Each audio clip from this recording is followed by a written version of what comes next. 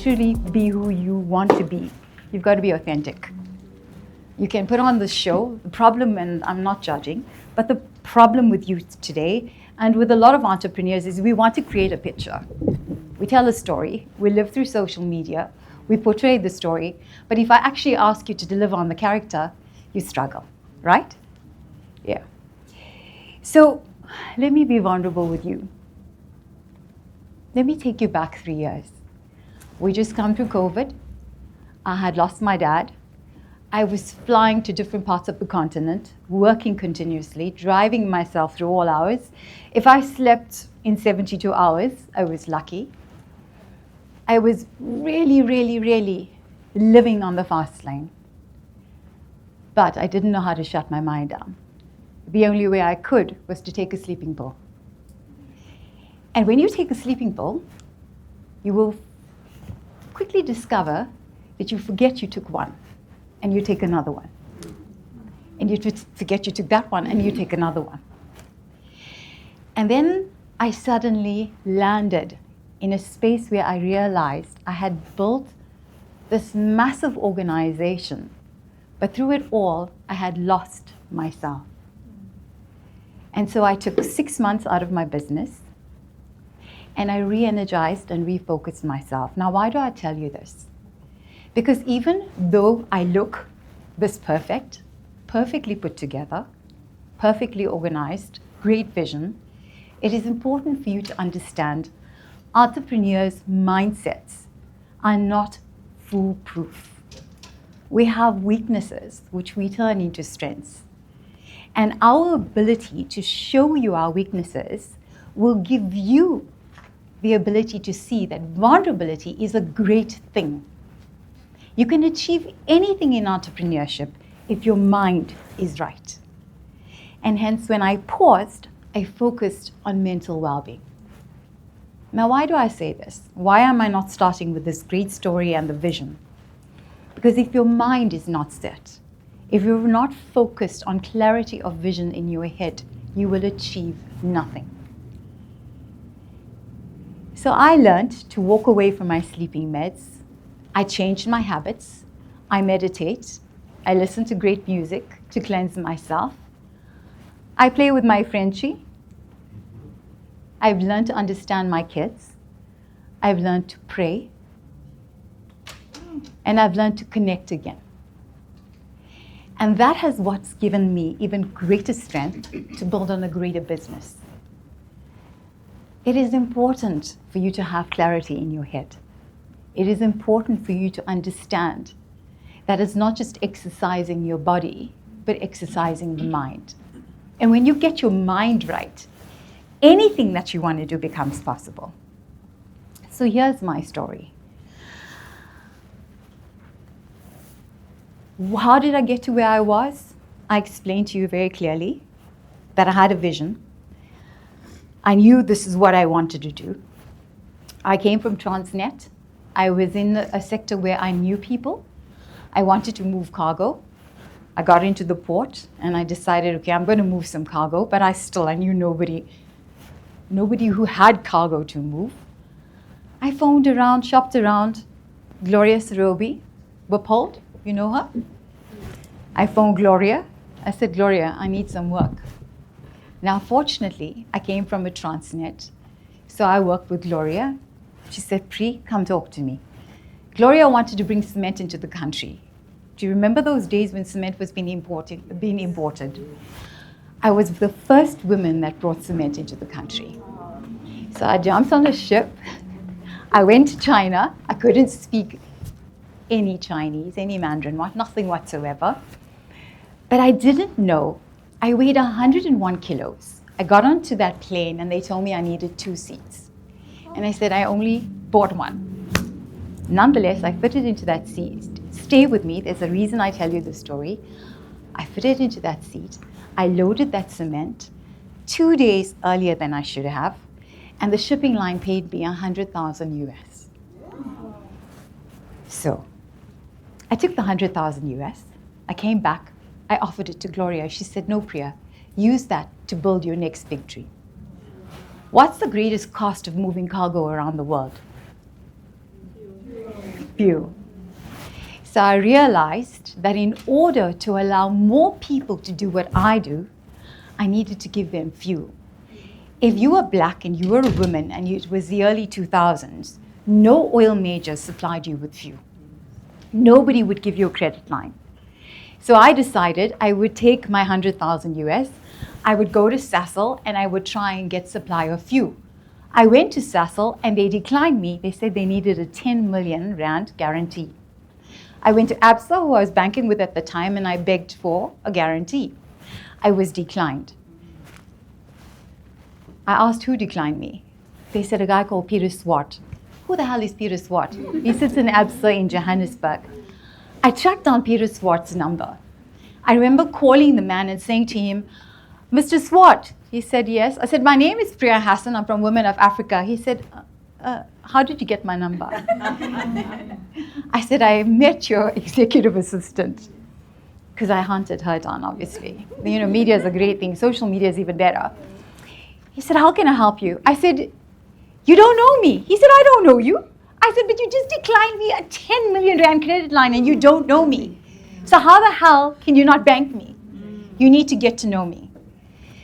The story, the moral of the story is unless you are willing to do the things that others are fearful of doing, you're not going to get to where you need to go.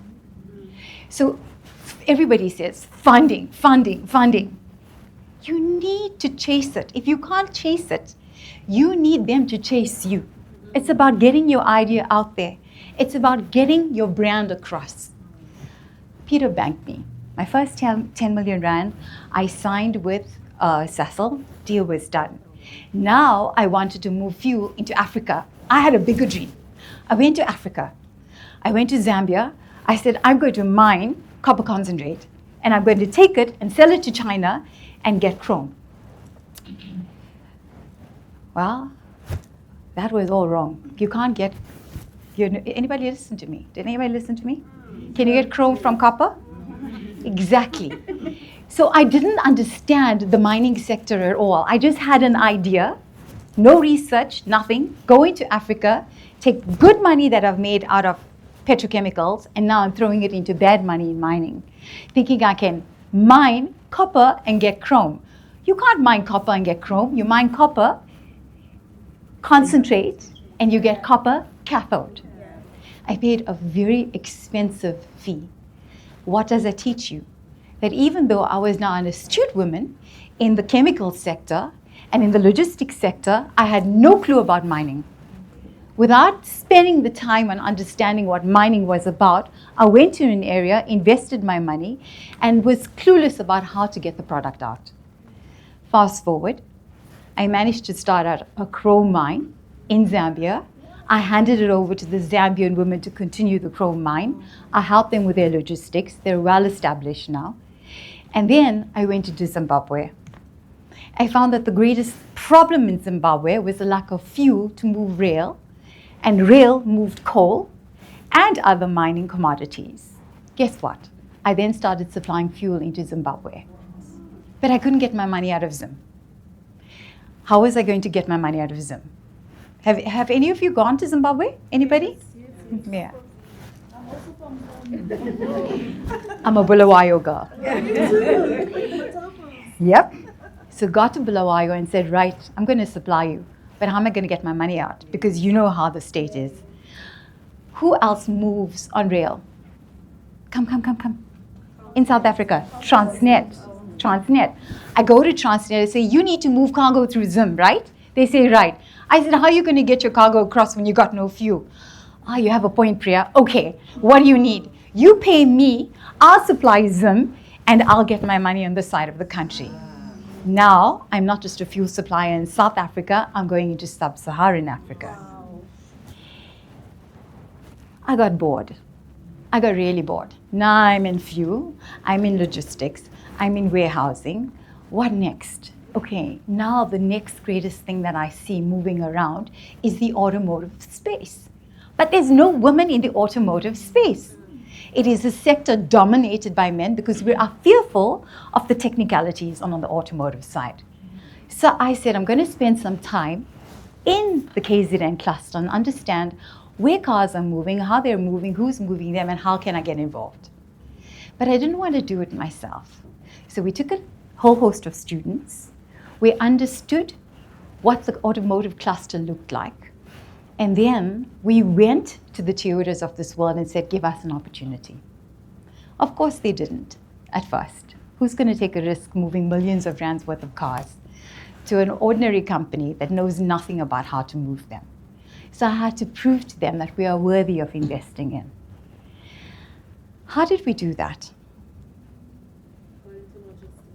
We were already in logistics. We bought a car carrier, one car carrier. Have you ever tried moving cars for Toyota with one car carrier? If for any entity, think about it. You went to a big BMW, I've got one car carrier, please give me a chance, I want to move cars. Nobody wanted to give us a chance. I approached the other men in the sector and said, give me an opportunity. They said, why? I said, I'll fuel you at a lower rate if you give me an opportunity to partner with you, with your car carriers to move cars. I am trying to teach you the power of connectivity and using what you currently have to leverage what you need. Of course, they partnered with me, and now, of course, we have our own car carriers. But the greatest risk of moving cars, the risk was bumping them, scratching them, denting them, losing my fuel. And now I was making massive claims on the insurance side. It was building. I was self-insured, but still it was building. What did I need to do? I needed to open an insurance company. And I didn't know how to do that. So again, you invest in people that are smarter than you, far, far smarter than you. As any entrepreneur, you're never afraid to be the one that is the least smartest in the room. So you invest in them, they came in, now I'm a financial services provider, I'm registered, and now I have my own insurance company. But then I realized that there are so many leaders like me that are struggling. They are struggling because they've built these businesses, but they're tired. They're tired because politically we're pulled in different directions. You heard this morning about policy reform. You've heard about trying to do the right thing and trying to do it with integrity. There's a lot of pressure on us. I realize leaders don't want to put bullets into themselves. They don't want to tell you their story, but they're needing help. So I said, okay, now I'm going to start wellness hospitals. But before I start the wellness hospitals, I need to get into the minds of leaders. So we started our wellness company in Gauteng, and we started working with Discovery. I make it sound easy. Right? Yes. Guys, it actually really is. That's what I'm here to teach you today. It really is easy because it all started with the vision board. As my businesses grew, my vision kept changing. It kept evolving. Every time I wanted to do something, right, I didn't just execute a vision. So I think Indore puts it this way. You have to know what's on both sides of the decimal. On this side of the decimal is your vision, it's your plan. On the other side of the decimal is the execution. How do you execute it? Who do you need to execute it with? What do you need to execute it with? And why? You have to be on both sides of the decimal. The one thing I've also learned is men may come and men may go. You've heard these words before. Guys, I'm not picking on you. This is Lord Tennyson's words, not mine. It is actually a poem. Men may come and men may go. It's from a poem called The Brooks. But I go on. It's about a river. The one thing that Nico also alluded to is the power of an entrepreneur. The entrepreneur has staying power. As you flow, as that river flows, your resilience and your courage grows greater and far more powerful. You've got to have staying power. And the cream that he referred to, you've got to reignite. You've got to keep pivoting. You've got to keep lighting up that passion and starting again. Have I failed? Hell yes. Many times over. Have I lost money? Definitely. Am I still married through all of this? Show of hands, yes or no? Yes. With the ring on your finger. Damn, dead giveaway. Absolutely. To the same man? Yes. Yes. Why do I tell you this? Your family is what builds your business too. The people you surround yourself with becomes your anchors. They become your cheerleaders. They become your role models. This morning, the governor spoke about his pastor. And it is so true. It is so profound that they change the direction of your thinking, your spiritual leaders.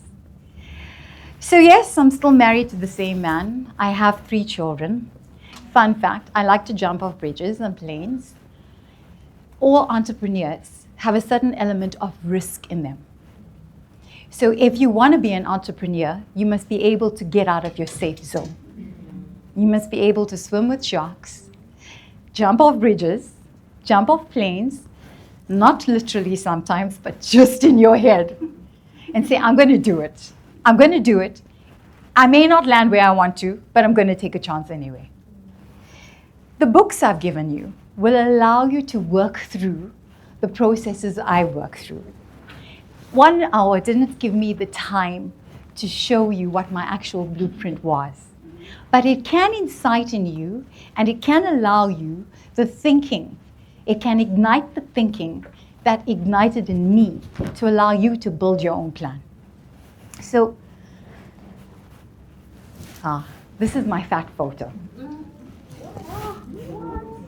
And why did I show you my fat photo? How did I get to where I am now? Did I exercise? No. I cheated. Sometimes entrepreneurs take shortcuts too. I was 100 kilos. I was working flat out. I landed up at the emergency unit. My colon was having problems. And my surgeon says, you need to be the recipient of a gastric bypass. It was the worst decision of my life because it impacts your mind, and I had it. So how did I get here? Shortcut, gastric bypass. How did I stay here? Exercise. Eating correctly and keeping your mind clean. The WA story, same as Nico had said, a very wide vision, extremely wide. My lens is so big, sometimes I think it takes over my entire mind. It doesn't shut down. Why?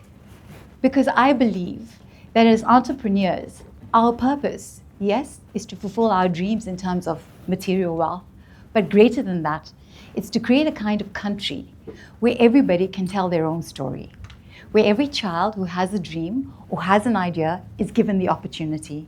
It is our responsibility. So WA's next decision is to start investing in entrepreneurs like you. We've now started up a fund, and we're inviting entrepreneurs to come and present their idea to us, and we will partner with you, we will fund you, and we will give you the opportunity.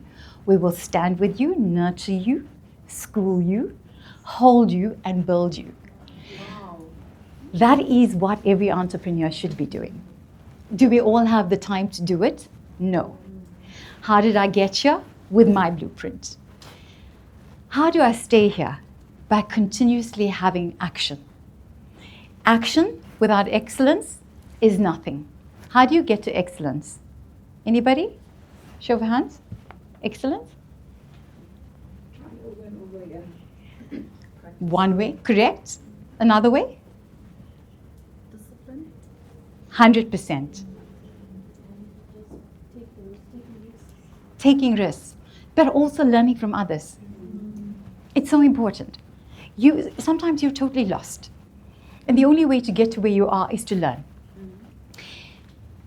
The one thing I can tell you is without resilience, without having the staying power to get up and fight every day, you will never be an entrepreneur. That is one core ingredient. Nico calls it passion. I call it fire. Fall in love with your idea over and over again. Every morning, it must be the thing that makes you jump out of bed. Every day, it must be the thing that keeps your feet moving. And it must be the thing that keeps you talking. The second you stop talking about your idea, you've actually lost it. And the more you talk about it, the more you manifest it. The other thing that he spoke about is connectivity. Now, having a great idea is brilliant, but by the time you walk out of these sessions today, you should be able to identify at least one person you can build your idea with. You want to do it slower, go at it alone. You want to do it faster, go at it. 5 years ago, I offered 10 million rand to them and I said, come to us as a consortium. We brought in KZN, TIKZN. We started the community in the Midlands. I started the Midlands School for farmers, for entrepreneurship. We funded it.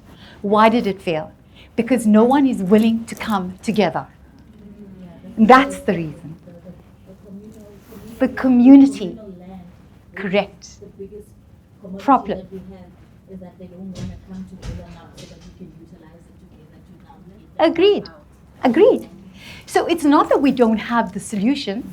We have the solution, but we don't have the willingness to listen. So I'm going to come back now and I'm going to enforce the idea. I thought about that. We're going to come back and we're going to fight together and get it off the ground. The chiefs have all agreed. They've given us the land with the irrigation. Now it's about getting the community to accept it. The biggest thing in my area. But the moral of the story is this. We had a problem in KZN. We found a solution, going at it together. The other problem is, why does the off-takers need to be a Checkers or a Pick and Pay? Let's think bigger. We went to Dubai. We secured the buyers from Dubai for that fresh produce. Again, it didn't happen. So this dream that we have, it doesn't have to be confined to just our country.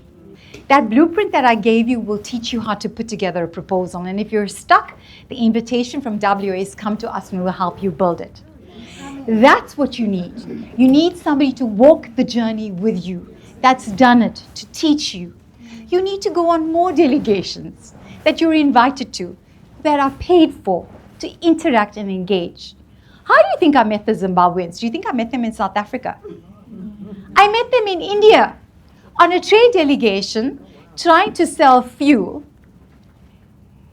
I was invited on a trade delegation to India and I met Zimbabwe there. My point is that these opportunities do surround you. They're happening every single day. But if you're sitting in a silo mentality in a little box, saying, no, I'll figure this out by myself, it's not going to happen.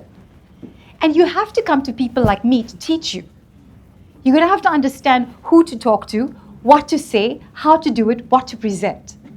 Up to today, I still get involved in every single presentation that we do have. Not because I like control, but because I like to see that the vision that we had is actually being carried through along the way. This is my vision board. I wanted you to see it. This is now not my vision board for the company.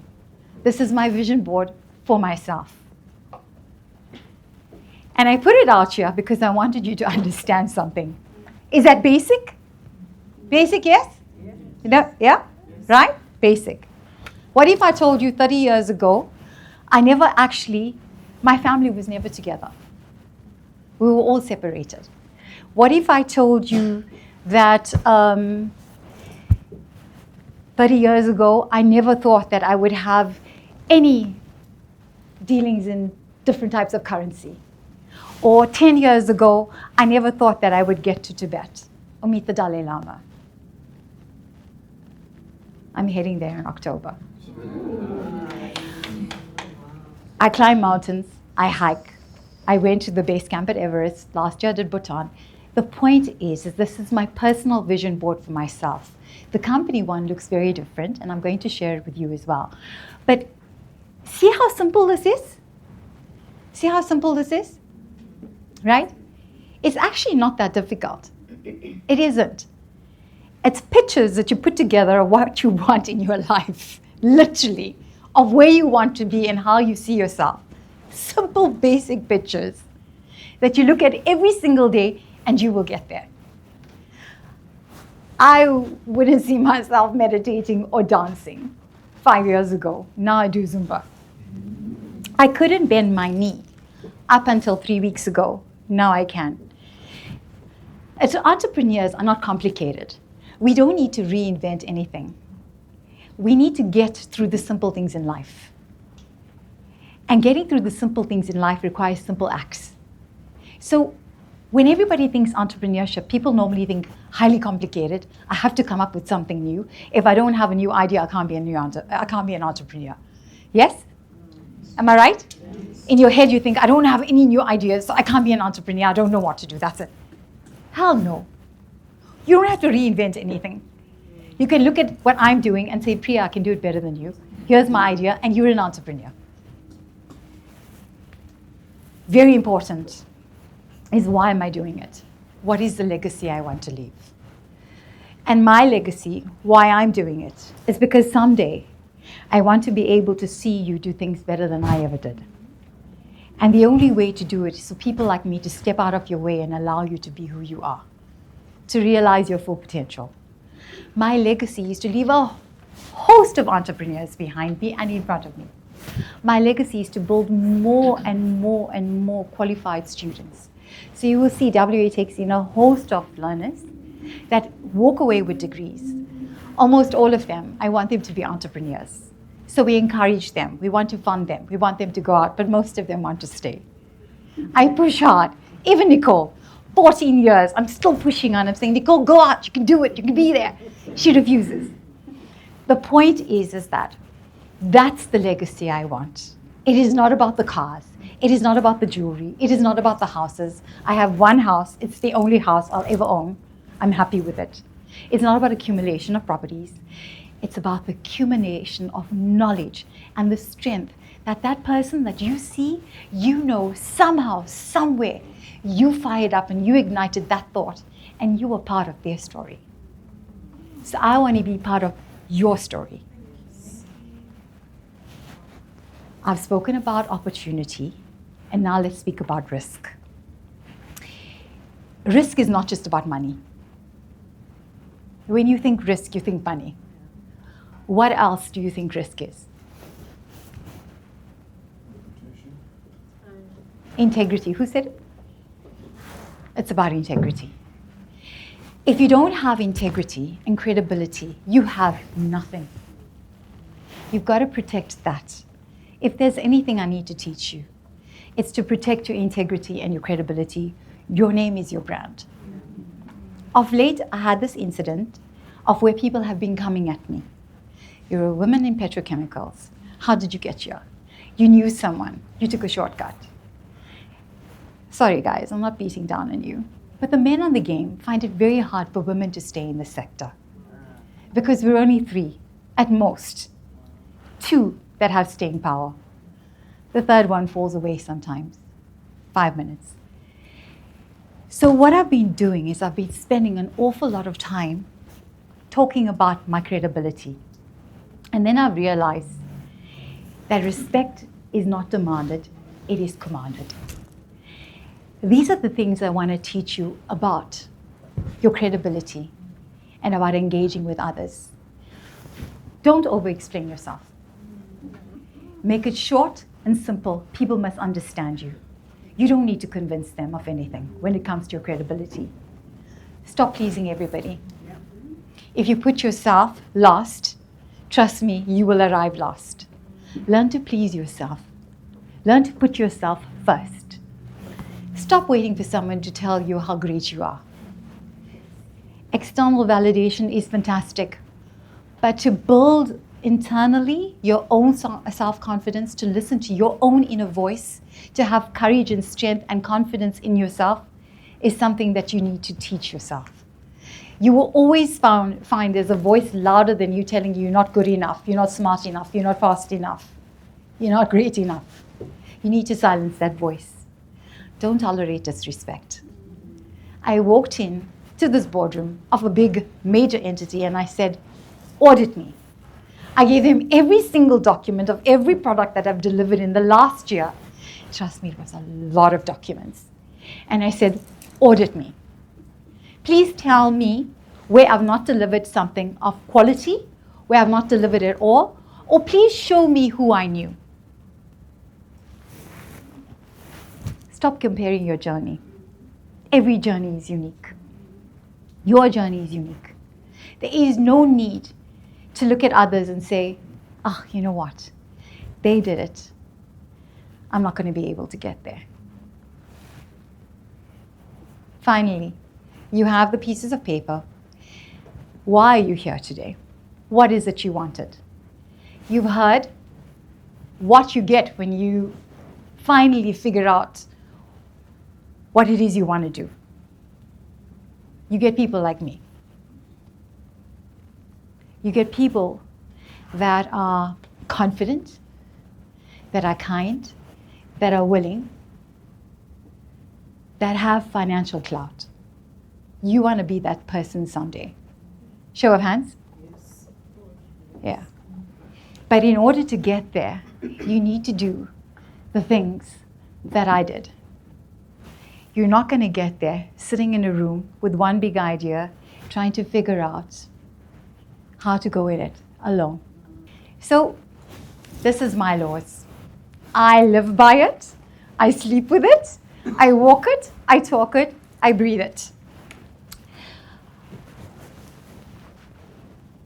Schedule.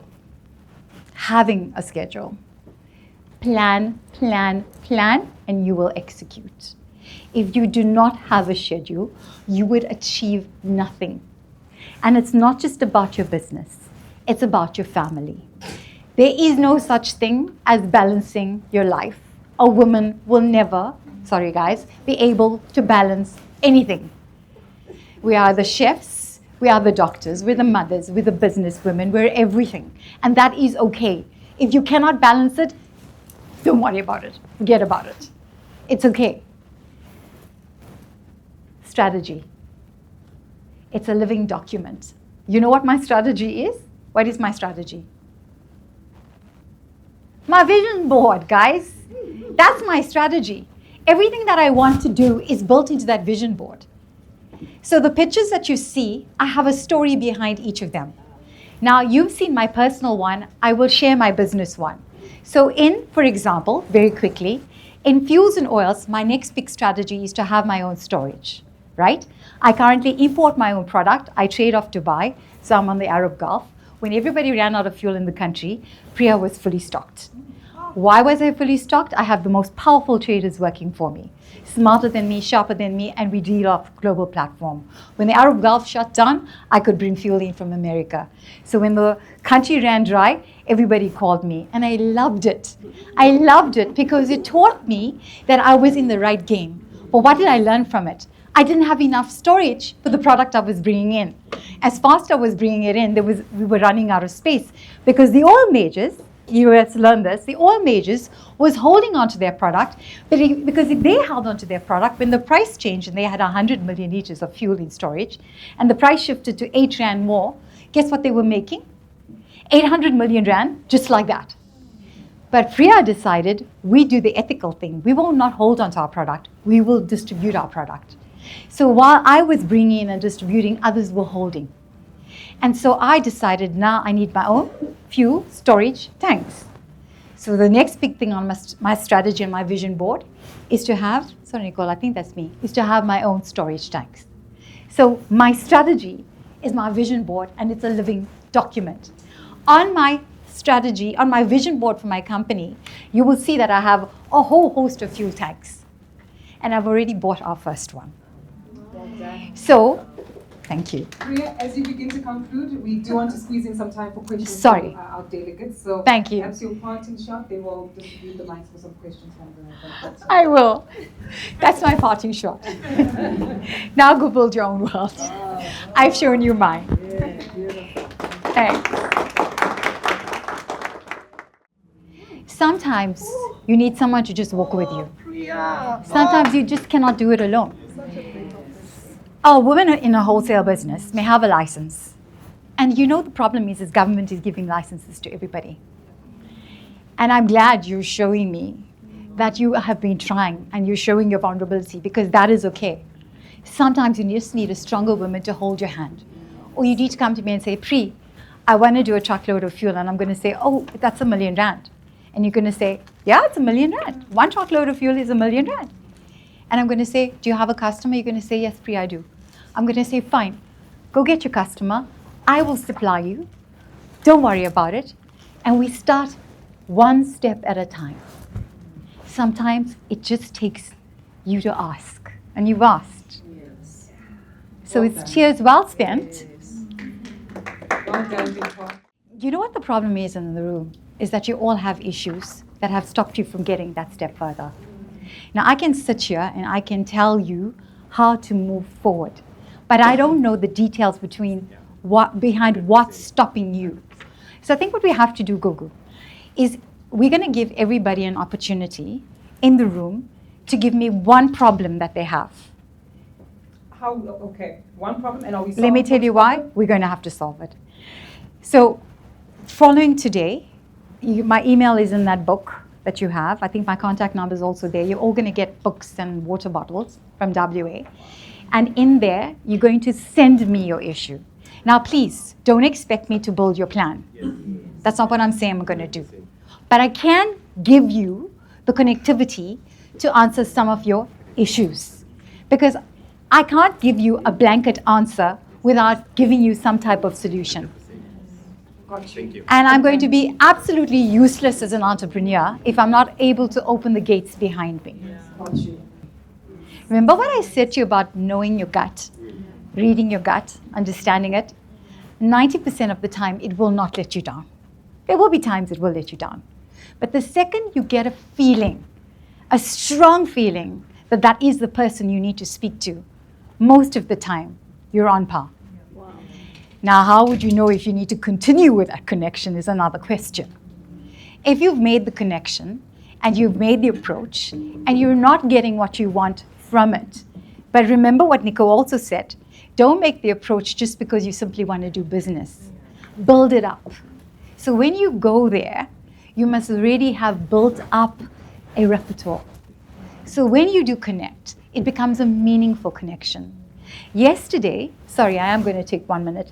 Yesterday, I went onto Insta and I was looking at this man in India talking about how he has taken wellness to another level, where his wellness company now has psychology, physical rehab.